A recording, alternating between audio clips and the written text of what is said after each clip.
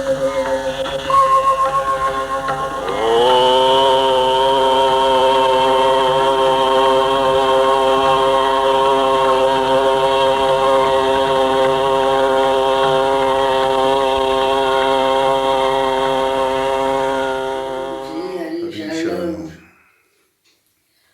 सेवा संघ के प्रणेता, मानवता के मसीहा, नित्य के अनंत सखा परम पुरुषी भारत जी के चरणों में बारंबार नमन। आत्मस्वरूप सत्संग अनुरागी, भगवत अनुरागी, आत्मीय माताओं, बहनों और भाइयों,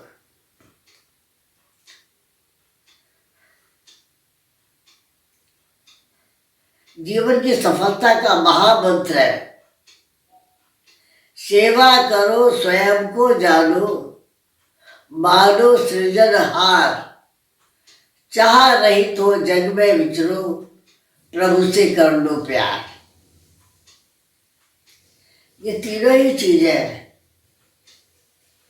पहला अंग है जीवन का सेवा करो, दूसरा अंग है स्वयं को जानो, और तीसरा अंग है प्रभु को मानो, प्रभु से कर लो प्यार। ये जीवन का सत्य हम सभी के लिए बहुत ही आवश्यक और क्या कहना चाहिए, सफल मंत्र है। सेवा किस लिए करो? सेवा भाई इसलिए करो कि सेवा नहीं करोगे तो भोग करोगे, और भोग करोगे तो रोग शोक में आबद्ध होगे, और रोग शोक में आबद्ध हो गए तो आप स्वयं ही देखिए क्या स्थिति होती है।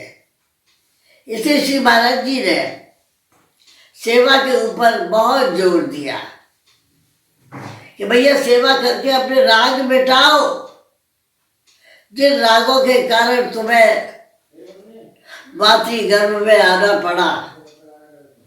देखिए, मातृ गर्भ में जब बालक होता है तो ऐसा मत सोचिए कि उस समय वो निश्चेष्ट होता है, अपने किए हुए सारे कर्म उसे याद आते हैं, और भीतर ही भीतर उसके भीतर ऐसी भावनाएं पैदा होती है कि अब मैं कोई ऐसा कर्म नहीं करूंगा जो मुझे नहीं करना चाहिए था, मैं अब कभी किसी को दुख नहीं पहुंचाऊंगा, कभी किसी को कष्ट नहीं दूंगा, मैं बंधन में नहीं बंधूंगा।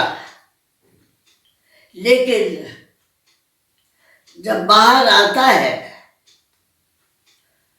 तो बाहरी प्रभाव से वो सब से राग भूल जाता है। प्रकृति उन रागों को सामने रखती है, और उसी के लिए सेवा का विधान है। सेवा का अर्थ है फल की आशा किए बिना दूसरों के अधिकार की रक्षा कर दो, चाहे वो परिवार हो, चाहे वो समाज हो, चाहे आप स्वयं हो, और चाहे परमात्मा हो। ऐसा मत सोचिए कि जिन्होंने जन्म दिया उन्हीं का अधिकार आपके ऊपर है, उनका तो है ही, उनके प्रति तो कर्तव्य का विधान है, उनके अधिकार है आपके ऊपर, उनके अधिकार की रक्षा करनी है, यही तो सेवा है। और सेवा क्या करोगे अलग से? निकटवर्ती जन समाज की यथाशक्ति क्रियात्मक सेवा। क्रियात्मक सेवा निकटवर्ती जन समाज की ही होगी, लेकिन विवेकात्मक सेवा सबकी हो जाएगी, क्योंकि ज्ञान के नाते सब में यह समानता है। कौन कर सकता है सेवा? जो अपना कुछ मानता है वो सेवा कर सकता है क्या? जो अपने लिए कुछ चाहता है वो सेवा कर सकता है? तो सेवा कर सकता है क्या? तो ज्ञान के अनुसार ये आपको स्वीकार करना ही पड़ेगा। मेरा व्यक्तिगत कुछ नहीं है, यानी सब कुछ है। वो किसका है? संसार का है। जब हम अपना व्यक्तिगत छाप लगा देते हैं तभी हम विभिन्न प्रकार के दोषों में आबद्ध होते हैं। और जब मेरा कुछ है ही नहीं तो मुझे किसी से कुछ चाहिए क्या? क्या सेवा के बदले में भी आपको चाहिए कुछ? अगर आपको कुछ चाहिए तो सेवा बनी नहीं भैया। सेवा का भी अभिमान करोगे क्या? और भक्ति का ही क्रियात्मक रूप है सेवा। भक्ति का आरंभ भी होता है सेवा से। सब मेरे प्यारे के प्यारे हैं, तो प्यारे की सेवा नहीं करोगे तो वो जो सबका प्यारा है वो प्रसन्न होगा? आप देख लीजिए, सेवा में श्री हनुमत लाल जी की से दीक्षा ले लीजिए। आज तक हनुमान जी जैसा सेवक न हुआ न होगा।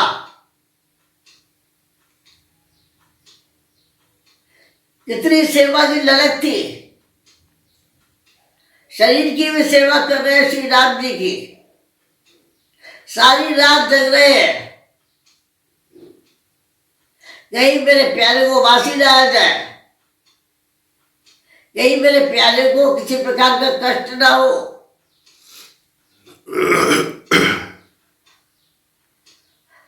क्योंकि उन्होंने श्री राम जी से संबंध माना हुआ था और श्री राम जी के हित के लिए ही सारा काम करना था उनको। उन्हीं के प्रति उनका कर्तव्य था। मेरे स्वामी है, इनकी रक्षा करना, यानी रक्षक की रक्षा करना। आप जरा सोच के देखिए, वे स्वयं रक्षक है, लेकिन सेवा में वो नहीं दिखाई देता है। सेवा में तो ये होता है कि मेरे प्यारे को किसी प्रकार का कष्ट ना हो। तो जिस समय भगवान राम सुग्रीव जी से विचार विमर्श करके पहले उन्होंने सुग्रीव जी का कष्ट हरा, मित्र का कष्ट हरा, मित्र का संबंध है। उसके पश्चात अपने कर्तव्य की पूर्ति के लिए उन्होंने तैयार किया सुग्रीव जी को, और सुग्रीव जी ने सेना तैयार की और चले श्री जानकी जी की खोज की ओर। तो क्या कह रहे हैं? ऐसा मत सोचिए कि भगवान के जो अवतार होते हैं वो सबसे पहले कर्तव्य की दीक्षा देते हैं, स्वयं कर्तव्य करते हैं। और कर्तव्य का फल क्या होता है? पायो परम विश्राम। अपना काम केवल इतना है कि जो करने योग्य है वो करना है। जानकी जी की खोज करनी है, करवानी है। कैसे होगी? तो जब चले हैं तो कह रहे राम काज और मोर निहोरा। सुग्रीव जी कह रहे हैं सेना से, राम बानरों से, राम काज और मोर निहोरा, बानर जूत फिरऊ चौ ओरा। हे मेरे प्यारे प्यारे बानरों, मेरा राम जी का ये कार्य है और मेरा निहोरा है कि जाओ जानकी जी की खोज में चौ ओर फिरो और पता लगाओ। उधर जब चलती है सेना तो हनुमतलाल जी सबसे पीछे और प्रणाम करने के लिए झुके भीतर। जैसे ही प्रणाम करने के लिए झुके, श्री राम जी ने मुद्रिका उतार कर दे दी कि हनुमतलाल को पहचानेगी कैसे, इसलिए ये ले जाओ, ये उनको देना, तो वो पहचान लेगी कि मैंने भेजी है। उसके बाद आप देखिए जरा, स्फटिक शिला पर बैठे हैं प्रभु राम, श्री जानकी जी और लक्ष्मण जी तो उनके पास रहते ही थे, खड़े ही रहते थे सदैव सेवा के लिए, रक्षा के लिए। तो तुलसीदास जी कह रहे हैं कि प्रभु राम को ऐसा लगा पायो परम विश्राम।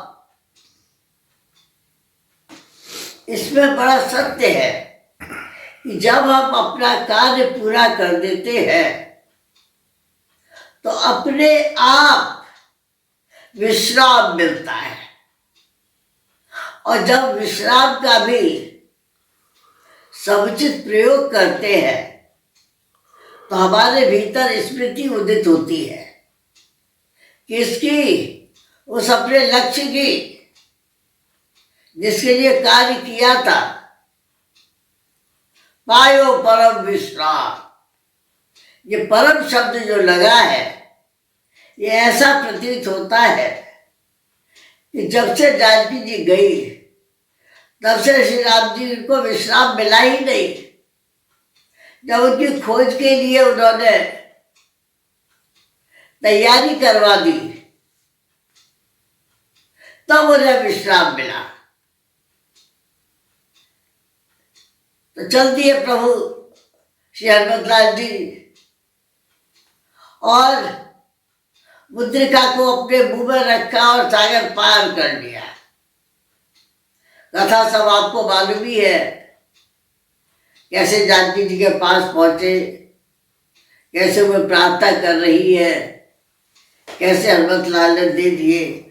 तो जब लौट के आए हैं जानकी जी की खोज करके, चाहते तो वो रावण को वही मार देते, पर नहीं, स्वामी ने आदेश नहीं दिया है, मैं उतना ही करूंगा जितना स्वामी ने आदेश दिया है। लौट के आए हैं और श्री जानकी जी की हालत का विवरण श्री राम जी को बता रहे हैं। तो राम जी एकदम विलंब हो गए और हनुमतलाल जी की प्रशंसा करने लगे। हनुमत, तुमने जो किया वो कोई और कर न सका। और हनुमतलाल, प्रभु मैंने कुछ भी नहीं किया, किया तो सब कुछ आपने। मैं तो एक बीच का वो बना था कि चला गया बस। सुग्रीव जी से मित्रता कराई तो आपने कराई, सारा काम तो आपने किया था प्रभु। तो सेवा, ये है सेवा। तो महाराज जी कहते कि भाई अगर दीक्षा लेनी है तो श्री हनुमतलाल जी से सेवा की दीक्षा ले लो। ऐसी सेवा कोई और कर न सका। और अगर समाधिस्थ होना है तो भगवान शंकर से दीक्षा ले लो, ज्ञान की दीक्षा। और अगर प्रिया प्रीतम का प्रेम पाना है, भगवत प्रेम पाना है, श्री राधा रानी को गुरु बना लो। वे प्रेम की आचार्य है। और सच बात है, राधा रानी की कृपा से ही श्याम सुंदर से प्रेम होता है, उसी प्रेम को दर्शन होते हैं। तो कहां से कहां बह गए हम। सेवा का क्षेत्र ही ऐसा है। अच्छा बहन जी, ये आत्मनिरीक्षण कैसे करें? आत्मनिरीक्षण करने के लिए आप प्रातः उठिए और ये 2 मिनट के लिए शांत हो जाइए। तब आपको मालूम पड़ेगा कि 3 गलतियां हमसे हुई जिनके कारण हमें जन्म धारण करके आना पड़ा। आत्मनिरीक्षण अर्थात प्राप्त विवेक के प्रकाश में आपको विवेक का प्रकाश मिला हुआ है। अपने दोषों को देखना, यही आत्मनिरीक्षण है। अपने दोष दिखाई दे, अपनी भूल दिखाई दे। कौन कौन सी भूल? सामर्थ्यवाद की भूल क्या होती है? बल का दुरुपयोग। अगर मैंने बल का दुरुपयोग न किया होता तो मुझे शरीर धारण करके आना न पड़ा होता। ये बहुत बड़ी भूल है, अपने को श्रेष्ठ मानना। ठीक है, आपके ऊपर अपने बच्चों का दायित्व है, तो आप समझाइए बुझाइए, ये बल का प्रयोग मत कीजिए। अगर बल का प्रयोग आप करेंगे उनके ऊपर तो वो और ज्यादा, क्या कहना चाहिए, हटी, वो और ज्यादा उनके अंदर भाव पैदा होंगे। अच्छा, पिताजी ने मुझे माना। और आपने कई ऐसे उदाहरण देखे हैं कि जहाँ बल का प्रयोग किया गया बच्चों को सुधारने के लिए, तो सुधार तो हो नहीं सका, बल्कि आगे चल के उन्होंने वही व्यवहार किया अपने पिता के प्रति। बल का दुरुपयोग किया, बल से उनके ऊपर विजयी होने की कोशिश की। एक तो बल के ऊपर देख लीजिए। दूसरा, अगर हमने ज्ञान का अनादर न किया होता तो भी हमें न आना पड़ा होता। ज्ञान के अनादर का अर्थ क्या है? या तुम्हारा क्या है भाई? ये शरीर भी तुम्हारा अपना नहीं है, मिला है तुम्हें, दाता ने दिया है बस। तब यही अपना नहीं है तो क्या अपना है? तो तुम्हें अपने लिए चाहिए क्या? जिसका जो है उसकी सेवा में लगा दो बस। चाहोगे फल तो फिर बंध जाओगे फलाशक्ति में। और अगर हमने आस्था को न भुलाया होता, हम सबको आस्था का तत्व मिला है। परमात्मा के प्रति जो हमारी आस्था है, प्रभु ही मेरे अपने हैं। जिसने सब कुछ दिया उन्हें मैंने भुला दिया। मेरे प्यारे, सब कुछ तो उस प्यारे का है। सब कुछ को देख कर उस प्यारे की छवि अगर नहीं दिखाई देती है, सिया राम मैं सब जग जानी, करो प्रणाम युग युग पानी। तो जब प्रभु ही अपने है तो बालक में भी तो प्रभु है, पत्नी में भी तो प्रभु है, आपके साथ जो काम करते हैं उनमें भी तो प्रभु है। इसका जरिए उनके पैर छुए आप, कि बच्चों के पैर छुए आप, भाव रखे मेरे प्यारे ने ये बालक दिया है, तो जहां तक मेरी शक्ति चलती है इसको पढ़ाऊंगा, लिखाऊंगा, उसके प्रति सम्मान रखूंगा बस। तो आत्मनिरीक्षण का तरीका एक ही है कि जब हम शांत होते हैं तो अपनी भूल हमें दिखाई देती है, पर हम उधर दृष्टि न रखकर औरों की भूल देखने लगते हैं।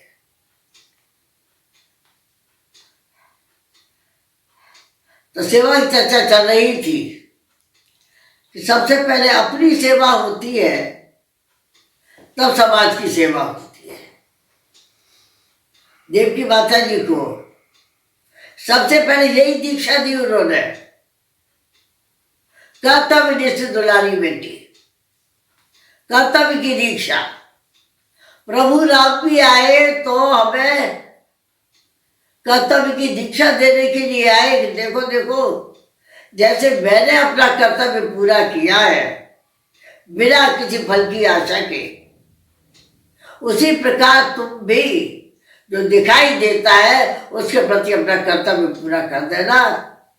कर्तव्य पूरा करते ही तुम्हारा योग में प्रवेश हो जाएगा। कोई कर्तव्य परायणता का उत्तर पक्ष है योग। योग की पूर्णता बोध और बोध की पूर्णता प्रेम में होती है। तो योग जो हमारा संबंध उससे जोड़ दे जिससे हमारा वास्तविक संबंध है। तो सेवा करो, स्वयं को जानो, थोड़ा अपने को पहचानो तो सही। हमारा ज्ञान हमें क्या बता रहा है? क्या है तेरा यहाँ पे? इसलिए बंधन में बंधा हुआ है, इसलिए ये दुनिया भर की आसक्ति में बंधा हुआ है, इसलिए दोषों में बंधा हुआ है। ज्ञान का आदर हमने कर लिया होता तो दूरी भेद भिन्नता खत्म हो गई होती, दोष दृष्टि खत्म हो गई होती, फल की आसक्ति छूट गई होती। तो ज्यादातर तो यही समस्या सामने आती है कि ज्ञान का आदर कैसे करें, कैसे पहचाने उसे कि हमारा जो ज्ञान है। आपके पास ज्ञान है, किसी और से नहीं लेना है आपको। आपका ज्ञान नहीं बता रहा है कि मेरा कुछ नहीं है। ये दिखाई जो दे रहे हैं ये कब तक के साथी है?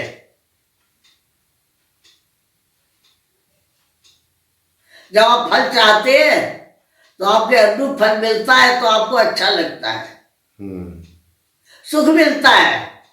और जब प्रतिकूल फल मिलता है तब दुख होता है, तब दुख होता है। इसलिए बिना किसी आसक्ति के, बिना किसी फल के आप जिसके साथ जो करना कर दीजिए, लौट के मत देखिए उसके फल को, क्योंकि आपका ज्ञान आपको बता रहा है। रात्रि को सोइए तो बाद विचार कीजिए कि मेरा यहाँ क्या है। ऊपर से आपको दिखाई देगा मेरी पत्नी है, पर आपकी पत्नी कब तक? जब आपके अनुकूल पत्नी नहीं चलती है तब हमने तो ऐसा देखा है महाराज कि वो देखना नहीं चाहते। तो पत्नी किस लिए है? राग निवृत्ति के लिए है और उनकी सेवा के लिए, बस उनके अधिकार की रक्षा करने के लिए। जितने भी संबंधी है तो अभी अगर तुम्हारे होते तो तुम्हारे पिता क्यों चले जाते? ये संसार दिखाई नहीं दे रहा है।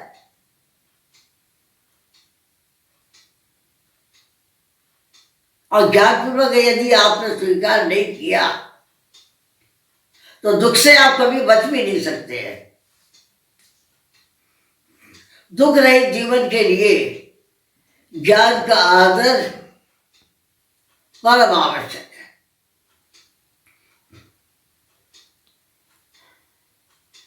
तो तीसरी ज्ञान का आदर कर स्वयं को जाने। क्या जानेंगे आप? ये जो शरीर दिखाई देता है जिस समय मैं बोल रही हूं या बैठी हूं, अरे यही नहीं रहने वाला, ये मेरा अपना नहीं है, मिला है किसी प्रयोजन के लिए बस। अगर अपना होता तो छूटते ही नहीं। सब छूट, नित्य प्रति छूट रहा है सब।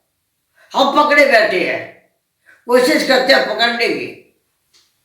हमारे ज्ञान बताना भी या तेरा क्या है? इसलिए अकिंचन अचार अप्रयत होकर रहो। अकिंचन अर्थात मेरा कुछ नहीं है, अचार अर्थात मुझे अपने लिए कुछ नहीं चाहिए। अपने आप मुझे अपने लिए कुछ नहीं करना है। आप विचार करके देखो, जो आप कर रहे हैं वो परिवार के लिए कर रहे हैं, अपने लिए क्या कर रहे हैं? अपने लिए का शरीर सारा करके देखिए आप। जब शरीर सारा करना आपको आ जाएगा, ये शरीर स्थूल शरीर में नहीं, सूक्ष्म शरीर में नहीं, कारण शरीर में नहीं, तो वो भेद खुल जाएगा आपको, अपने आप भेद खुल जाएगा। विचार कीजिए, आपको अपने आप उसका जो जो प्रत्यक्षीकरण है वो आपको अपने आप हो जाएगा। इसी सद्भावना के साथ हरी सभी को बहुत बहुत प्रणाम।